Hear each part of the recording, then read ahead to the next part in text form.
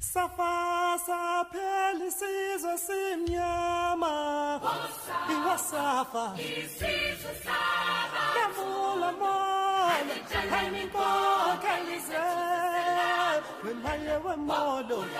accepter la civilisation d'une nation nègre en plein cœur de l'Amérique n'est pas chose facile. Le président Senghor, vous êtes attaché, monsieur le président à vie, à ce que l'on appelle la négritude. Mais si l'on considère l'homme comme universel, souligner la négritude, n'est-ce pas un moyen d'accentuer le racisme? On a voulu voir dans la négritude un racisme à rebours. Je crois plutôt qu'il s'agit d'une forme d'affirmation de la civilisation nègre. L'ignorance des valeurs nègres ou le mépris des Blancs pour tout ce qui est nègre a mis les élites noires du monde dans la nécessité de se présenter au lieu d'être présentés au monde. Monsieur le président à vie, quelle place peut tenir Haïti dans le monde? Avant la cession à l'indépendance des États africains, Haïti était seul, portait seul le fardeau de l'homme noir. Jusqu'en 1960, elle assumait le destin de la race, noire. Maintenant, les responsabilités sont partagées. Toutefois, Haïti demeure la pointe avancée de l'Afrique en Amérique, où elle continue d'être le symbole de la fierté et de la dignité des Noirs du monde entier.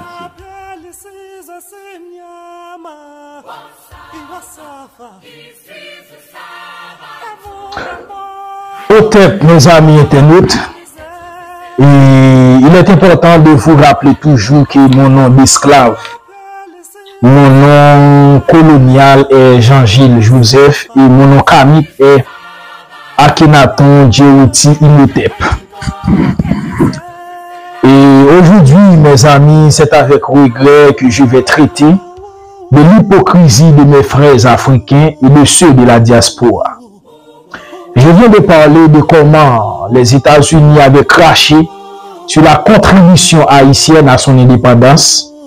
Les États-Unis, au lieu de collaborer avec nous, ils veulent éradiquer Haïti de la planète. Et je parlais aussi de l'Amérique latine et je prouvais par l'histoire comment cette partie du monde méprisait Haïti pendant qu'Haïti est le pays fondateur de l'indépendance et de cette partie du monde. Et je prouve qu'il n'y a aucun pays en Amérique qui n'ait pas été libéré par Haïti. Et après l'Amérique, il me reste à montrer qu'il n'y a aucun pays en Afrique qui n'ait pas été libéré par Haïti. Autant qu'il n'y a aucun noir sur cette planète qu'Haïti n'est pas libéré. Ça n'existe pas. Et il faut dire que seule une reconnaissance de l'histoire moderne peut amener un nègre à réfléchir de cette manière. Et tels que les États-Unis, tels que les Latino-Américains, les Africains et les Noirs de la diaspora sont aussi ingrats et hypocrites dans les questions haïtiennes. Et cette déclaration peut paraître choquante, mais dans le développement du sujet, on me donnera raison.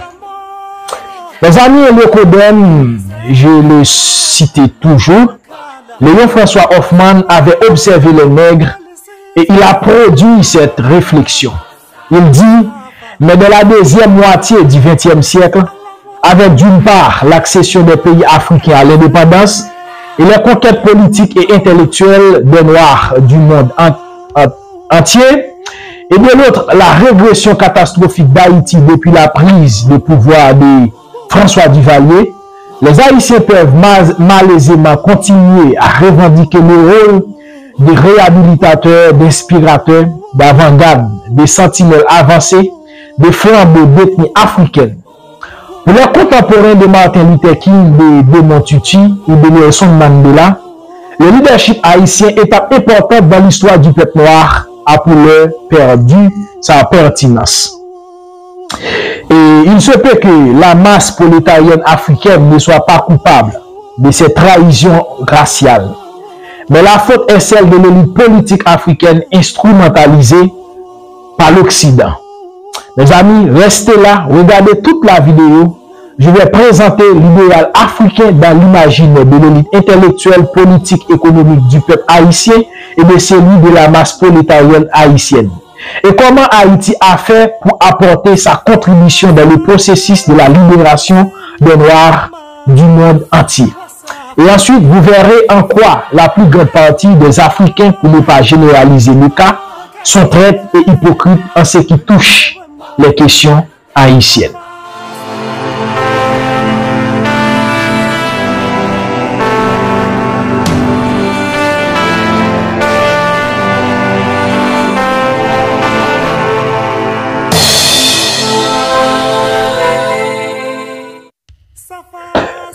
Mes amis, l'Afrique était le vœu sacré de tous les Haïtiens avant son indépendance aussi bien qu'après. Déjà dans les mythes fondateurs de l'indépendance haïtienne, l'Afrique était considérée comme un paradis où chaque Haïtien va renaître après sa mort. C'est comme le Jérusalem des Juifs et des chrétiens. D'ailleurs, les premiers révolutionnaires tels que Macandal faisaient croire aux Noirs déportés d'Afrique qu'il était investi d'une mission divine pour venger toute la race africaine. Il disait aux Noirs que s'ils meurent au combat dirigé contre les Blancs, ils seront ressuscités en Afrique. Donc, l'Afrique était perçue tel qu'un paradis, que le mort allait renaître s'il meurt pour la cause de la liberté dans le combat. Cette idée avait donné assez de force aux nègres haïtiens pour se battre pour l'indépendance. Il faut dire que cette idée propageait tel qu'un son parmi les masses noires. Boukman allait reprendre la même idée, il l'insérait dans le cerveau des Noirs haïtiens en 1791, de la cérémonie dite du bois Caïma. Mes amis, cette conception haïtienne était comme le Walala, le paradis du guerrier germanique, où ce dernier devait aller après sa mort au combat. Donc, la conception de l'homme noir à Saint-Domingue était devenue une morale guerrière. Mais cependant, il faut retenir qu'avant l'esclavage, l'homme noir n'avait pas cette vision du monde né de la vie nomade. Parce que l'homme noir qui devait aller au paradis, selon la conception ancienne des nègres, était le pacifique, celui qui venait en aide aux pauvres, etc. Mais cela fait de l'homme haïtien, à cause de l'esclavage, un guerrier dans son âme. Mes amis, l'Afrique était pour les Haïtiens ce qu'était la Mecque pour les musulmans. Les Haïtiens étaient fanatisés de cette croyance paradisiaque dans le continent africain. De même que fanatique musulman peut être prêt pour extérioriser une bombe en vue de se faire exploser pour tuer les ennemis d'Allah, ainsi était l'homme haïtien. Après la doctrine du paradis d'Afrique où tout nègre devait aller lorsqu'il fut tué au combat. Et c'est ainsi des Noirs se jettent sur des canons, se font exploser en vue de tuer les Blancs. Ils n'avaient aucune âme à faire, mais ils étaient munis de bâtons avant l'organisation de Toussaint Louverture. Mais c'est cette croyance qui avait motivé ces hommes-là. Mes amis, vous savez l'histoire de Macandal. Après avoir été capturé, puis brûlé, la masse esclave qui croyait dans sa doctrine du paradis d'Afrique attendait son retour de la mort pour venir guider la bataille. C'est ainsi, certains historiens appellent Macandal avec raison le Messie haïtien. Mes amis, il faut dire que c'est cela qui motivait les esclaves à Saint-Domingue. Cette force dépassait celle de tous les esclaves des autres colonies. Mes amis, en m'instruisant de la révolution haïtienne, je dis qu'il faut créer une religion ancestrale pour fanatiser le nègre dans sa propre culture, là où aucun peuple ne sera plus nationaliste et plus patriote que l'homme noir. Il faut faire ça, mes amis. Il faut instruire par l'histoire, selon les faits historiques. Pour qu'on puisse comprendre la nation haïtienne, il faut faire une étude ethno-sociologique ou anthropo-sociologique de ce peuple. Mes amis, l'Afrique, dans certaines régions, est même plus dénaturée qu'Haïti. Haïti est l'Afrique précoloniale même au temps de son indépendance. Il faut croire ça, c'est vrai. Nous, noirs parmi les afro-descendants, n'est plus africain qu'un haïtien. Aucun groupe de la diaspora africaine ne valorise plus l'Afrique qu'Haïti, mes amis. C'est vrai. Il faut dire que cette négrophilie post-esclavage qui règne dans le monde noir et ailleurs est un sentiment haïtien propagé un peu partout dans le monde, mes amis. Et l'homme haïtien était l'africophile par excellence avant la chute de la société traditionnelle haïtienne, mes amis. En effet, si on prend Haïti traditionnel et l'Afrique, il n'y aura aucune différence. Les historiens panafricains disent que lorsque les Afro-Américains arrivaient en Afrique dans le mouvement Back to Africa, ils constataient à quel point ils étaient désafricanisés et acculturés. Mais mes amis, il n'en est jamais le cas du nègre haïtien. Le nègre haïtien est même plus africain que l'Africain d'Afrique avant l'occupation américaine, mes amis. Le professeur Leslie Maniga, ancien président d'Haïti noiriste, professeur à la Sorbonne, dit que la période 1789-1838 est la période fondatrice de la nation haïtienne. Et la période 1838-1896 est la période de la société traditionnelle. Et il faut dire que la période, et il faut dire que si on étudie cette période, on verra le haïtien typiquement tel que l'Africain à l'époque précoloniale, mes amis. Ainsi, cette identité originale avait couvert tout le 19e siècle. C'est tout. Et la période 1896-2003, un peu plus de siècles de l'histoire contemporaine, c'est la marque, la crise du dépérissement de la société traditionnelle. C'est la marque, la désafricanisation de la classe intellectuelle, mais la masse reste africaine en âme, en mode de vie. C'est clair, mes amis. Cependant, l'élite intellectuelle s'était donné pour mission de défendre l'Afrique dans tous les coins du monde. Et si le seul problème de cette élite scientifique, elle voulait éradiquer le vaudou comme superstition pour plaire aux Occidentaux. Et cette tendance allait prendre fin avec le docteur Jean Plasmas, considéré par Léopold Sédar Senghor et Aimé Césaire comme le vrai père de la négritude. Certes, en 1915, le protestantisme allait envahir le pays. Là, on a trouvé un défenseur de la religion africaine dans le caractère de docteur Arthur Oli. Déjà, Arthur Oli montrait déjà que le christianisme et le judaïsme sont des simples copies de la spiritualité nègre. Et si tous les pays occidentaux, aussi bien que les Noirs dans les autres parties de l'Amérique, Haïti, à cause du vaudou, malgré les critiques et les persécutions, on n'arrivait pas à supprimer cette spiritualité africaine, mes amis. C'était l'âme du peuple haïtien. Il semble qu'il est impossible d'effacer l'africanité haïtienne, mes amis. Et c'est pour cette raison que les CARICOM ne voulaient pas accepter Haïti parce qu'on dit qu'Haïti ne partage pas la même culture avec la Caraïbe. C'est ainsi pendant 50 ans, les CARICOM n'acceptaient pas Haïti en son sein. À cause de sa culture africaine. Mes amis, jusqu'à nos jours, les zones reculées, les campagnes, les provinces, on trouve la racine typiquement africaine de la nation haïtienne, mes amis. Même les gens des villes, par la tradition, doivent venir dans leur coup pour renier au principe vaudouesque haïtien. Ainsi, Haïti est au même niveau que l'Afrique en termes de l'africanité, mes amis. C'est vrai. Et les Noirs aux États-Unis, dans les îles et ailleurs en Amérique, à l'heure même de la modernité, sont toujours moins africains que les Haïtiens. Ces faits sont vrais.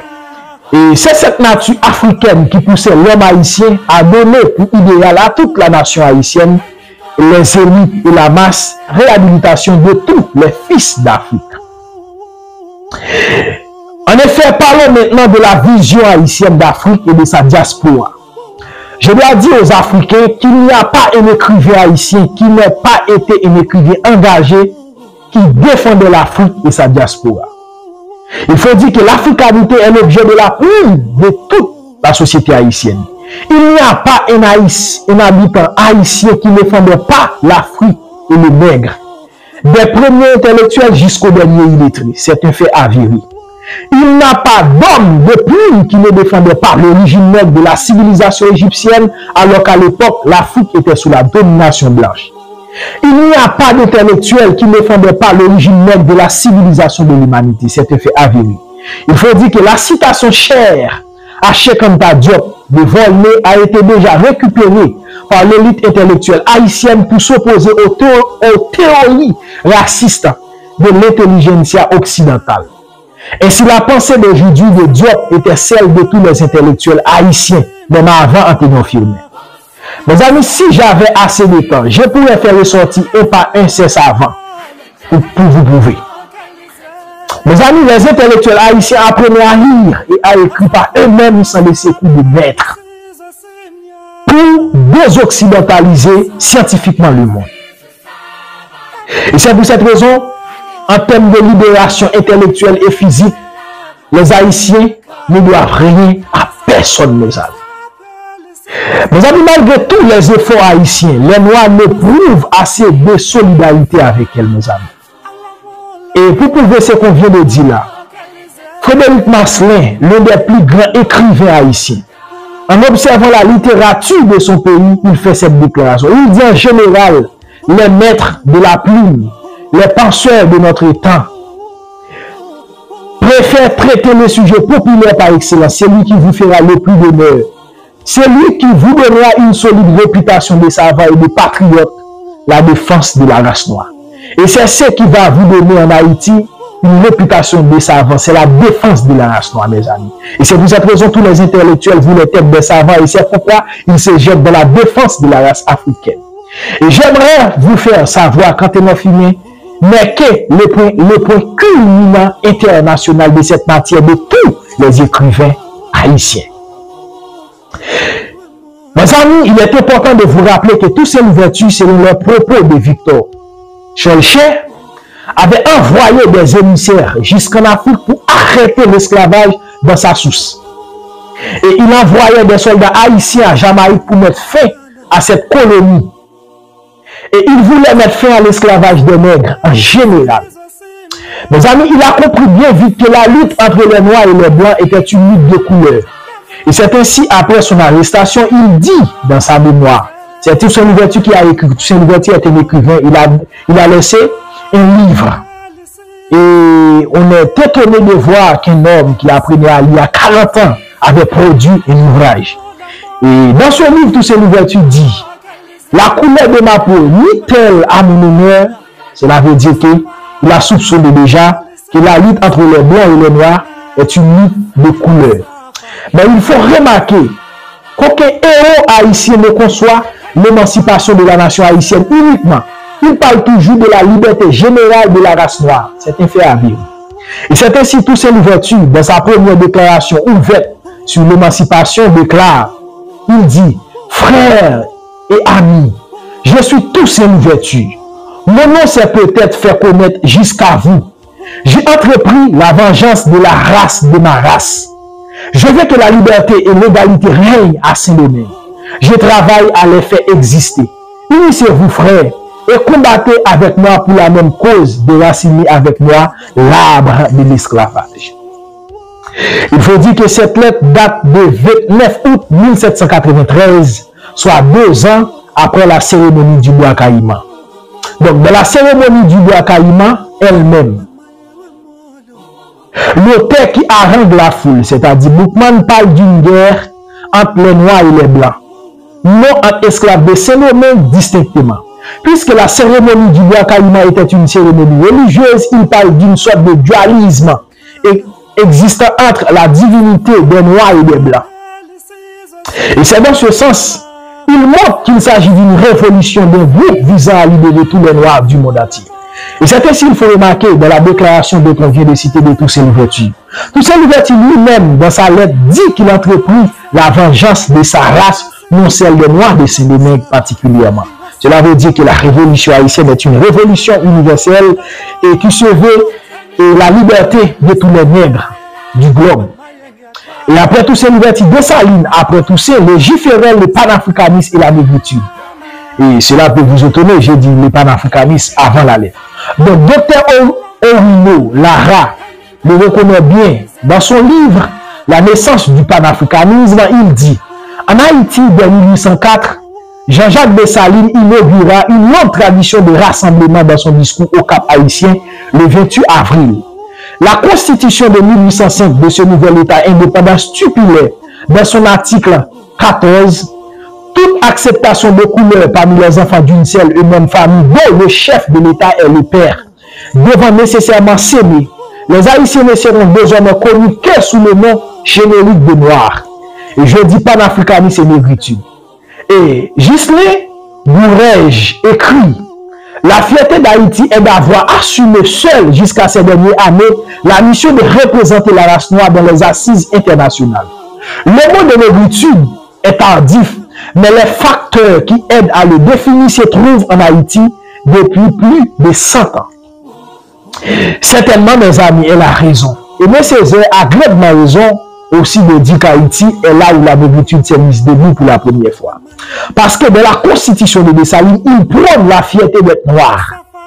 Pendant que les nègres de l'époque n'avaient aucune fierté de leur nature biologique.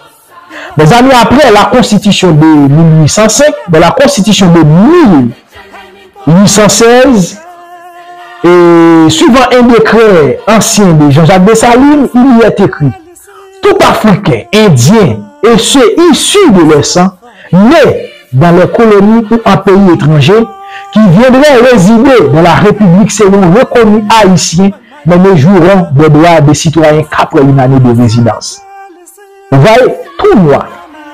Donc, il faut dire qu'Haïti s'est donné pour mission de libérer tous les noirs, mes amis. Et pour couronner cette idée, un digne fils haïtien, Hannibal Price, contemporain d'Antonin Firmin, écrit le titre suivant de la réhabilitation de la race noire par la République d'Haïti.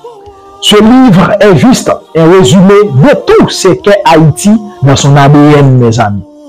Mes amis, comme je l'ai cité souvent, Charles Moravia estimait que la cause principale de nos malheurs est cette idée nationale, dit-il. Cette idée, en proclamant l'indépendance haïtienne, de se poser en champion de la race noire tout entière et de donner comme idéal au peuple nouveau-né la régénération et le relèvement de tous les fils de l'Afrique. Et mes amis, cela constitue l'une de nos plus fières traditions patriotiques, selon l'ancien président haïtien, Sténio Vincent, dans son livre titré En posant le jalon. Mes amis, on peut même dire que c'est la plus grande fierté patriotique de l'homme haïtien, de toute la nation haïtienne en général. Mes amis, Dessalines, pour montrer qu'il veut libérer tous les nègres, il écrivait à Thomas Jefferson, alors président des États-Unis, de lui vendre tous les esclaves qu'il y avait aux États-Unis. Et il a promis de doubler la somme qu'on avait l'habitude d'acheter un grain d'esclaves. Tripler cela pour acheter tous les esclaves des États-Unis. Mais le gouvernement américain lui refusait. Mais Dessalines et les gouvernements qui le suivaient avaient sponsorisé toutes les révoltes des nègres en Amérique jusqu'à la fin de l'esclavage. Ainsi, dans sa proclamation du 1er janvier 1804, Dessalines dit « N'allons pas, nous fait révolutionnaires nous érigeant en législateur des Antilles pour faire considérer notre gloire, à troubler le repos des îles qui nous avoisinent. » Mais durant la même année, Dessalines, dans un discours, dit « Infortunés Martiniquais, qui puissent voler à votre secours. » Ici, Dessalines, tel que Toussaint, voulait infiltrer les îles pour soulever les esclaves et mettre fin à l'esclavage. Ainsi, la marine haïtienne suivait la mer pour capturer les bateaux destinés à vendre des esclaves. C'est ainsi, en décembre 1819, la corvette de guerre haïtienne, appelée le L'Île des Forces, est saisie d'un bateau négrier espagnol appelé Yuyu ou Dos ou Nidos. On le conduisait, c'est-à-dire le bateau à Port-au-Prince, où l'on a libéré des centaines d'esclaves destinés à l'esclavage au Kiba. Après cela, Christophe Pétion-Boyer prenait des mesures en vue de surveiller la mer afin de mettre fin au commerce des Noirs. C'est ainsi le 2 février 1811, un bateau espagnol Santa Ana, dirigé par le capitaine José María Peoli, se directionnait vers le Kiba, fut saisi par un navire de guerre haïtienne. On condamnait leurs complices à Gonaïve et les autorités haïtiennes libéraient tous les captifs, soit 205 Africains. Et on rend le bateau à Kiba. Voyez-vous jusqu'où va la lutte pour la liberté de la race noire. L'Afrique, sachez que vous devez beaucoup à Haïti. Mes amis, lorsqu'on dit qu'Haïti avait libéré l'Afrique, il ne s'agit nullement de nous. On faisait tous les efforts pour laver la race africaine, mes amis, nous les Haïtiens. C'est ainsi Christophe, dans son discours contre les mulâtres, déclare, il dit que la race blanche nous terrorise sur tous les points du globe. Ça, c'était une déclaration de Christophe. Et si la guerre pour la liberté du monde était universelle, il faut arrêter les terroristes qui nous terrorisent sur tous les points du globe, selon le discours de Christophe. Les soldats haïtiens infiltraient tous les soulèvements des esclaves dans les îles pour mettre fin à l'esclavage. Pour montrer qu'Haïti était à l'écoute de tous les cris des Noirs et elle a porté son aide au soulèvement dans tous les lieux où il y avait des Noirs esclaves. Et si entre 1811 et 1816, mais aussi 1822, un grand esclave du nom de Denmark Vesey, un Afro-Américain, voulait mettre fin à l'esclavage aux États-Unis. Avant de faire quoi que ce soit, il écrivait au gouvernement haïtien pour l'avertir et demander de l'aide. Tout cela laisse voir jusqu'où va la main haïtienne pour libérer les Noirs. Il faut rappeler aux Africains que l'Afrique à l'époque était sous la domination blanche, pendant qu'Haïti assumait le rôle de porte-parole et défenseur des Noirs du monde entier auprès des puissances esclavagistes. Mes amis, il faut dire que Dessalines demandait de faire venir les Africains par milliers en Afrique selon un décret pour venir en Haïti. Pendant que l'Afrique était sous le contrôle des Blancs, mais ce décret n'était pas réalisé et l'empereur Dessalines fut assassiné. Ainsi, le roi Henri Christophe faisait venir des Noirs de grande taille de Dahomey pour la sécurité de son palais. On les appelle Royal Dahomey. Après la mort de Christophe, le royaume était envahi. Les soldats Dahomey refuyaient dans une ville appelée Bonaïve, là où ils fondaient des zones. Aujourd'hui, ces zones sont devenues le plus grand centre du vaudou, le plus sacré en Haïti. On appelle ces zones souvenance parce que les soldats de Dahomey, en y arrivant pleurant amèrement les souvenirs de l'Afrique. Mes amis, il faut rappeler que pendant ce temps, l'Afrique était sous la domination blanche. Il est important de savoir ça. Il faut dire, dans la vague migration noire en Haïti, figure un Éthiopien, un journaliste du nom de Darfour. Il fonda en 1818 sous le président Boye Mulâtre un journal de combat appelé Éclaireur et plus tard appelé encore Réveilleur pour critiquer l'ingérence des mulâtres dans l'économie haïtienne. Mais Darfour a été arrêté puis fusillé, jugé par un tribunal militaire sous l'ordre du mulâtre Boye alors au pouvoir. Cela veut dire c'était une tête, mais cela démontre à quel point les Noirs sont venus en Haïti pour trouver de l'aide et exercer leur profession. Et alors que l'Afrique et les Noirs étaient sous la domination blanche, et puis partout dans le monde. Mes amis, et Haïti avait ouvert ses bras pour accueillir les Afro-Américains et d'autres Noirs des Antilles. Sous Boye, sous Christophe, sous Pétion, beaucoup de Noirs dans toute l'Amérique furent venus en Haïti pour trouver de la liberté parce que la loi haïtienne dit que tout Africain et Indien, ainsi que les descendants empilant le sol haïtien est libre. Mes amis, lorsque le mouvement émigrationniste a pris naissance aux États-Unis, des Noirs veulent émigrer en Afrique et d'autres en Haïti.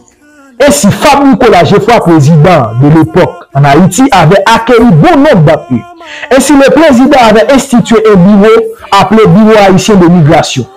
Ainsi, beaucoup d'Afro-Américains étaient résidés à Simac, dans ma ville natale, lorsqu'ils furent venus ici en Haïti, lors du mouvement immigrationniste. C'est donc à cette époque, le leader religieux Thomas Théodore Oli prit la tête de l'émigration de Haïti.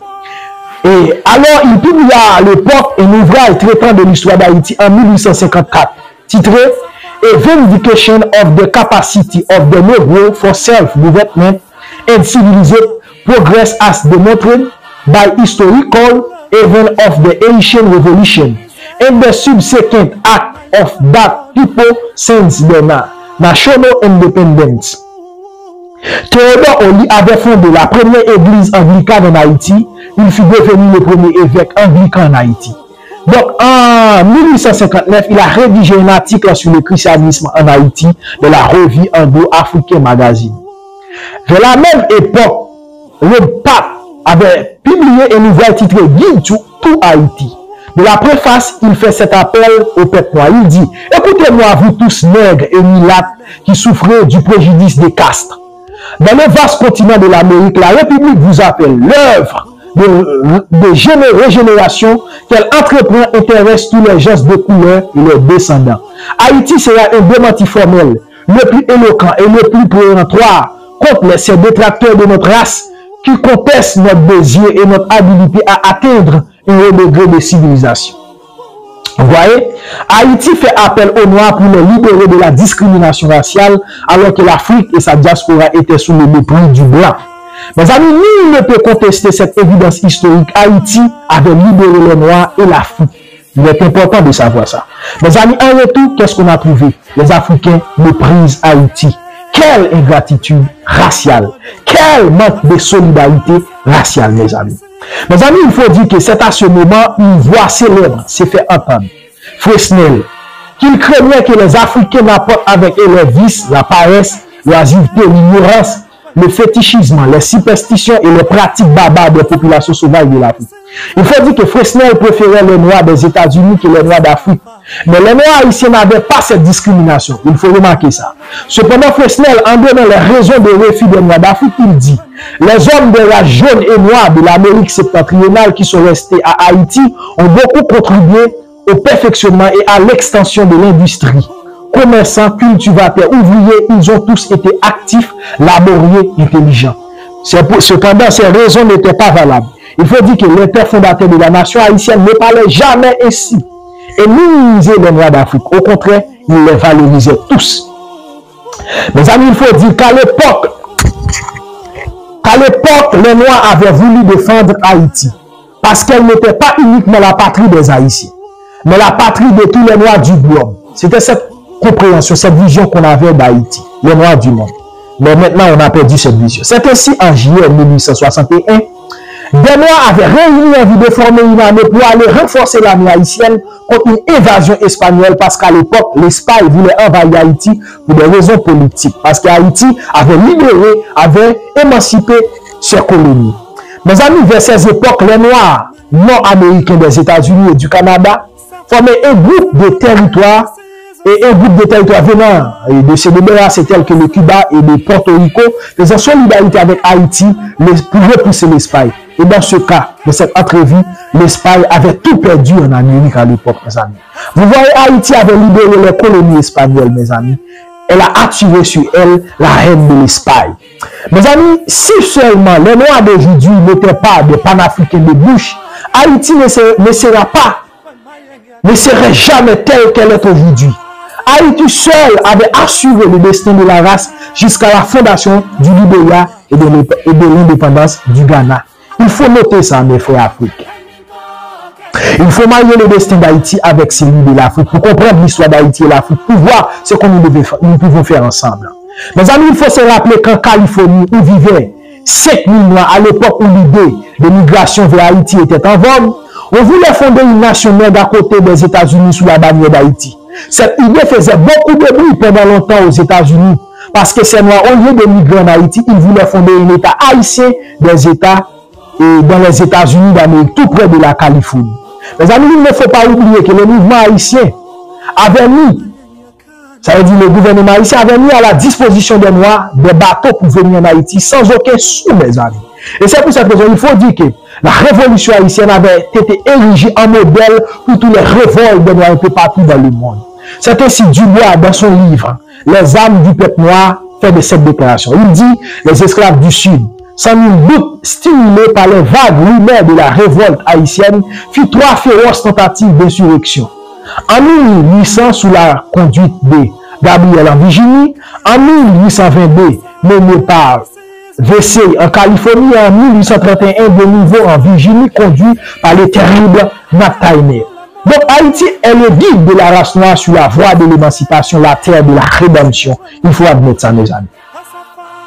Et c'est ainsi, il faut admettre, et il faut noter ça, le premier congrès panafricain était sponsorisé en grande partie par le président haïtien Tiresias Simonsam, le président du Libéria et le roi Ménélique II de l'Éthiopie, alors que l'Afrique était sous la domination.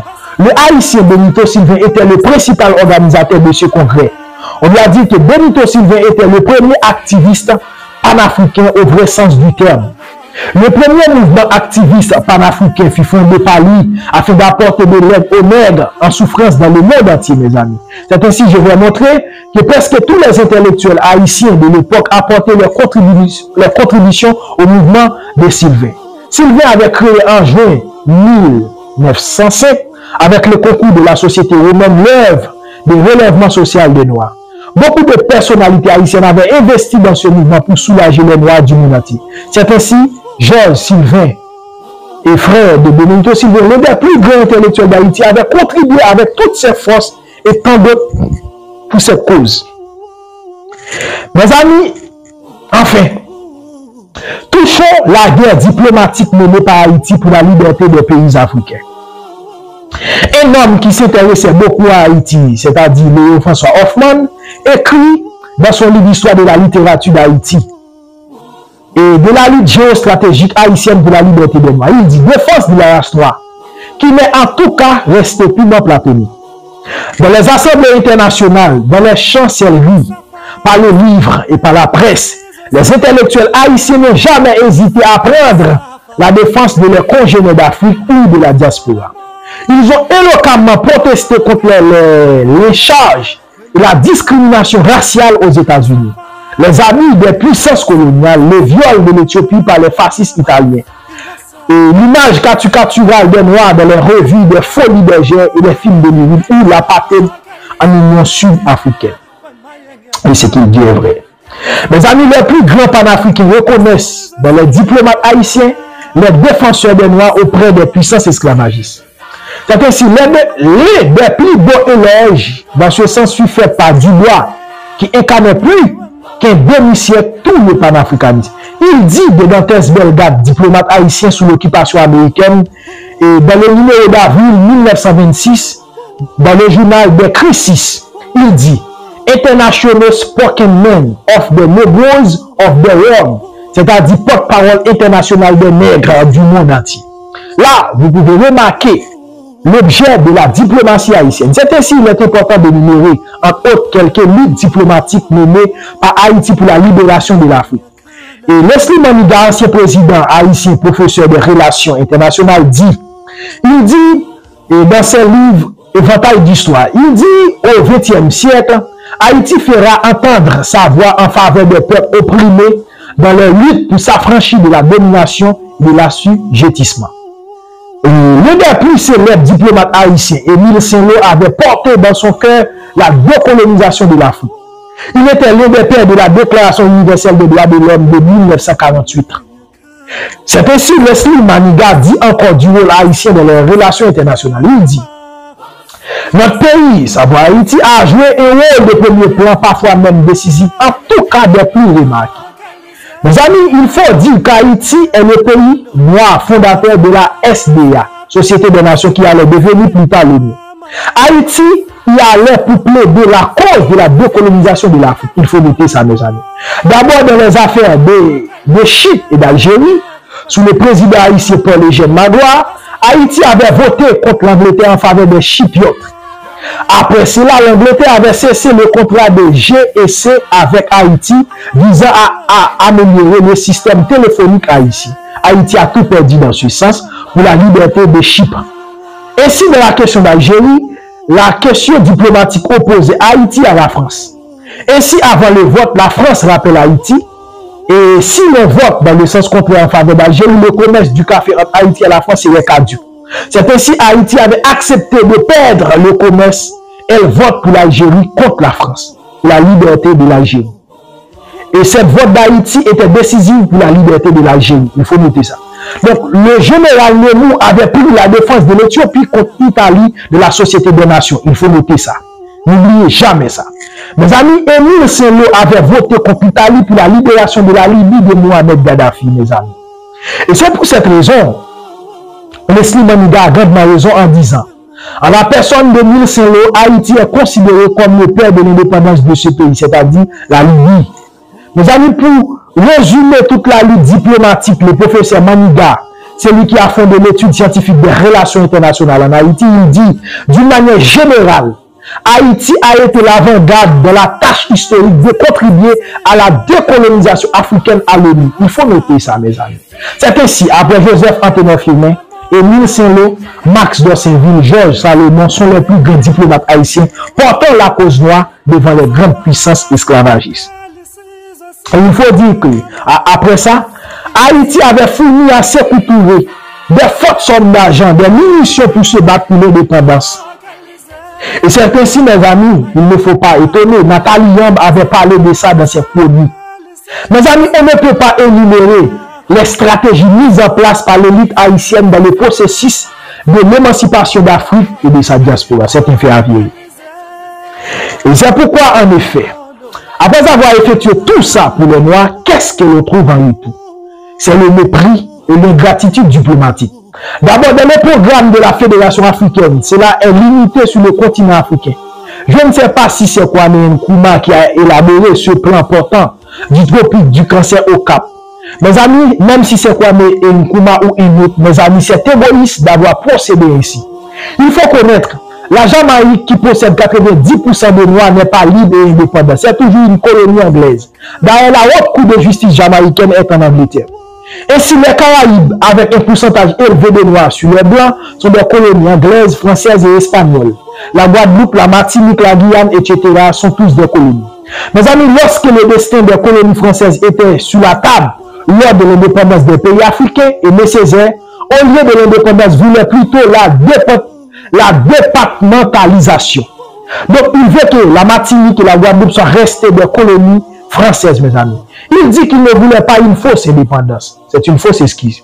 Il a illustré ses positions sur les exemples de la révolution haïtienne. Il publiait la tragédie du roi Christophe. Il montrait que malgré les Haïtiens sont libres, ils sont incapables de gérer l'indépendance. Ils vivaient en proie des puissances esclavagistes. Ils n'ont pas de vraie demeure. C'est ainsi qu'il ne voulait pas l'indépendance de ses colonies. Cependant, Césaire avait oublié mieux vaut la liberté dans la faim que la richesse de la servitude. Il a oublié tout cela. Et si ni le révolutionnaire noir, mes amis, mais comme celui de Dessalines. C'est ainsi il faut dire ça. Si Dessalines avait la réflexion de M. Césaire, à nos jours, tous les Noirs serions dans les chaînes. Il faut noter ça. Mais Dessalines n'avait pas cette vision lâche du monde. Donc, il faut noter donc le panafricain qui prenait le destin de l'Afrique et éclipsait la voix des Noirs. Et la diaspora devrait savoir qu'un mouvement de l'unité ne doit pas avoir de limite géographique, mes amis. Haïti est déjà libre et indépendant, différente de la Jamaïque et de l'île de la Caraïbe. Le panafricain devrait la mentionner dans le projet de la Fédération africaine. Mes amis, il faut noter ça. La France a des colonies jusqu'en Océanie, c'est-à-dire la Nouvelle-Calédonie. Les États-Unis possèdent des îles, c'est-à-dire les îles Hawaï jusqu'en Océanie. L'Angleterre a des colonies en Amérique, pendant ce temps l'Angleterre est en Europe. Jusqu'à nous. Toutes ces terres font partie du territoire anglais, de l'Empire anglais, mes amis. Et je ne vois aucun problème si Haïti est un territoire de la Fédération africaine, si le projet est réalisé, mes amis. Je dis ça, c'est la plus grande trahison panafricaine. Celle-ci est pire que celle des États-Unis et de l'Amérique latine, mes amis. L'Afrique avait oublié, si après l'indépendance complète de l'Afrique, Haïti cesse de la représenter, c'est parce que l'œuvre de la rédemption est quasiment accomplie. Il nous reste maintenant de s'unir. Au lieu de s'unir avec nous, l'Afrique laisse Haïti isolé au milieu de grandes puissances esclavagistes dans le monde, au lieu de s'unir avec elle pour faire cause commune pour se défendre devant les puissances esclavagistes. On n'a pas mentionné son nom dans le projet de la Fédération africaine. Quelle hypocrisie. Mes amis, certains Africains ne connaissent pas bien la révolution haïtienne. Il faut dire que la Fédération des Noirs n'est ni l'idée de Marquis Garvey, ni celle de Kwame Nkrumah. Elle était celle de Toussaint Louverture, mes amis. Toussaint Louverture avait écrit à un président américain. Il signa au nom de la République universelle. Il parle de la République universelle. Mes amis, de nos jours encore, on voulait savoir le plan de Toussaint Louverture. Sûrement, il avait en tête la fédération, une république où l'on unit tous les Noirs du monde entier. Il a fait une fédération de nègres. Mes amis, il faut dire que Nkrumah avait tenté de rapprocher son idée de fédération au bolivarisme de l'Amérique espagnole. Et on ne mentionnait pas Haïti. Or, le bolivarisme, beaucoup de Noirs, c'est-à-dire l'Amérique latine a été libérée par Haïti. Mais en retour, Simon Bolivar n'invitait pas Haïti dans le premier congrès panaméricain à cause du racisme, à cause de certains pays nègres. Donc, Kwame Nkrumah ne tenait pas compte de tout ça. Au lieu de parler d'Haïti, il a parlé du bolivariisme, de l'Amérique latine. Ça, c'est l'hypocrisie, c'est l'égoïsme, c'est la manque de conviction, la manque d'objectivité, la manque d'une clarté de l'histoire universelle moderne. Et mes amis, je le dis et je le répète, d'avoir pensé une fédération africaine sans faire la moindre mention d'Haïti est un crime de haute trahison, mes amis. Et je me demande quel est le politicien si borné qui pense que la géographie est la limite d'une fédération, mes amis. Il faut se rappeler qu'une fédération politique est un empire. En tant qu'empire, on peut établir un empire sur tout le globe, mes amis. Franchement, on doit repenser le panafricanisme. Et notre hypocrisie africaine date d'hier. Lorsqu'en 2012, l'Union africaine refusait d'accepter Haïti comme membre, or on acceptait Israël. Mes amis, les imbéciles oublient qu'Haïti est la mère de la liberté africaine. On a oublié cela. Quel que soit le prix, ça coûte. Même si l'Occident promet de mettre embargo sur toute l'Afrique, les Africains ne devraient rejeter Haïti de l'Union africaine en aucun cas. Et les Africains et quelques Noirs de la diaspora arrivent à partager les avis instrumentalisés des médias occidentaux sur Haïti. Beaucoup de Noirs méprisent Haïti jusqu'à nos jours. Tout cela, c'est l'ingratitude diplomatique et l'aliénation culturelle. Donc, ils sont tellement ingrats. On préfère aller à Jérusalem en vue de contempler les faux pas de Jésus à Jérusalem. Ils ne sont jamais venus en Haïti pour marcher sur les traces de Dessalines, de Christophe, qui les ont tous libérés. Donc, si les Noirs n'étaient pas aliénés, le tourisme seulement suffira pour développer Haïti. À force qu'il y aura des Noirs qui marcheront sur ce sol béni, mes amis. Franchement, si c'était une nation blanche, on verrait le nombre de valeurs que les Blancs iraient accorder à cela. Mais nous, les Noirs, nous sommes les plus ignorants. On ne se respecte pas. On veut qu'on nous respecte cependant. On ne donne aucune valeur à soi-même, mes amis. Il semble que le peuple haïtien a combattu pour la race la plus ingrate et la plus ignorante, la plus méprisante, qui n'accorde aucune importance à rien, mes amis. Il faut dire ça pour être sincère. Mes amis, si les Noirs devraient faire d'Haïti le plus haut lieu, c'est ça les Noirs devraient faire. Les Noirs devraient faire d'Haïti le plus haut lieu de pèlerinage, le lieu le plus sacré, mes amis. Au lieu de faire ça, on l'a méprisé. Haïti avait subi tout cela des Occidentaux parce que les Noirs ne font pas de solidarité avec Haïti comme il fallait, mes amis, comme il fallait le faire, mes amis. Mes amis, il faut vous rappeler, jusqu'à nos jours, après la forte influence de l'Occident, Haïti pose sa panafricanité de sa législature jusqu'à nos jours. Il est écrit de la Constitution amendée en vigueur au moment où j'expose cette pensée, de l'article 215. Il y est écrit les richesses archéologiques, historiques, culturelles et folkloriques du pays, de même que les richesses architecturales, témoins de la grandeur de notre passé, font partie du patrimoine national.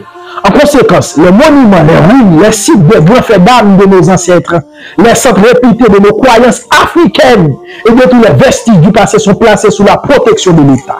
Les amis, vous voyez, toutes les croyances africaines sont légiférées en Haïti, sont protégées en Haïti, mes amis. Donc, on ne trouvera aucun article de ces gens dans les Caraïbes, dans aucun pays de la Caraïbe. Il y a des Noirs en prééminence, mes amis. Vous voyez, jusqu'à nos jours, mes amis, Haïti, la panafricanité, l'africanité Haïti est légiférée, mes amis. C'est pour cette raison, je ne vois comment Kwame Nkrumah négligeait Haïti et fait approcher le bolivarisme dans le mouvement de l'unité des Noirs au lieu d'Haïti. Franchement, il faut repenser le panafricanisme. Je vais vous laisser les nègres ingrats sur ce tract d'Hannibal Price, titre tiré de son ouvrage phare de l'idéal haïtien titré de la réhabilitation de la race noire par la République d'Haïti. Hannibal Price dit cette parole célèbre.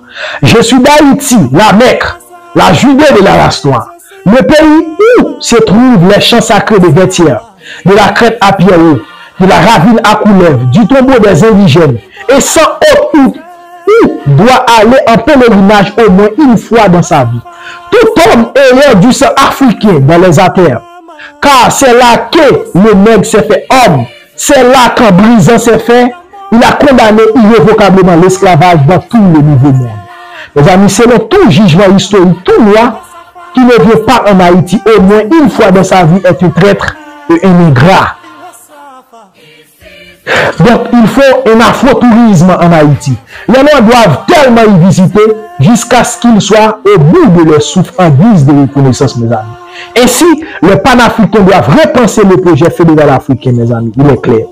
Ainsi, en notre politique traditionnelle, c'est-à-dire en notre politique depuis l'Égypte, depuis l'empire de l'Égypte, de Songhai, de Ghana, mes amis, la politique traditionnelle africaine, la reconnaissance n'était jamais une lâcheté. Et la fin ne justifiait jamais les moyens, mes amis, tels que les Occidentaux, mes amis. Je vous laisse avec cette parole. Il faut être reconnaissant en politique parce que notre tradition politique n'est pas comme celle de l'Occident. Puisqu'on est occidentalisé, pour étudier la science politique, il est obligé d'étudier le système politique occidental en oubliant le système politique traditionnel des grands empires africains. Et c'est pourquoi on aborde la reconnaissance est une lâcheté pour mépriser la première république qui a donné l'indépendance à toute la nation, mes amis. Revenez, mes frères africains. Vous devez vous souvenir que l'Afrique et les Noirs de la diaspora doivent beaucoup à Haïti. En concluant, il me paraît important d'ajouter ce fait historique faisant de l'Afrique et de voir tout à Haïti. Maintenant, tous les révolutionnaires africains adoptèrent le communisme et la Russie pour accéder à l'indépendance en 1960. Et il faut se rappeler que cette relation diplomatique africo-russe est d'origine haïtienne. Parce que le roi Henri-Christophe avait écrit au Tsar Alexandre de Russie, le roi à l'époque par le biais de l'abolitionniste Clarkson, pour faire cause commune avec la Russie. Parce que la Russie s'opposait à la traite négrière au début même de ce crime contre l'humanité. Et Alexandre, tel que le souhaitait le roi Henri-Christophe, faisait cause commune vraiment avec Haïti. Le roi de Russie avait envoyé des messagers auprès de la France, la forçait de reconnaître l'indépendance haïtienne.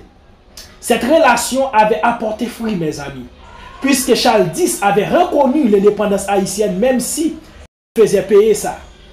Mes amis, le roi de Russie ne souhaitait pas cela, mais cela a été passé ainsi. Il faut dire qu'Haïti est le premier pays nègre entrant en relation diplomatique avec la Russie pour lutter contre l'esclavage, le libéralisme, le capitalisme outré et l'unipolarité occidentale. Alors qu'à l'époque, il faut le dire, mes amis, l'Afrique était sous la domination blanche et Libéria n'était pas encore, mes amis.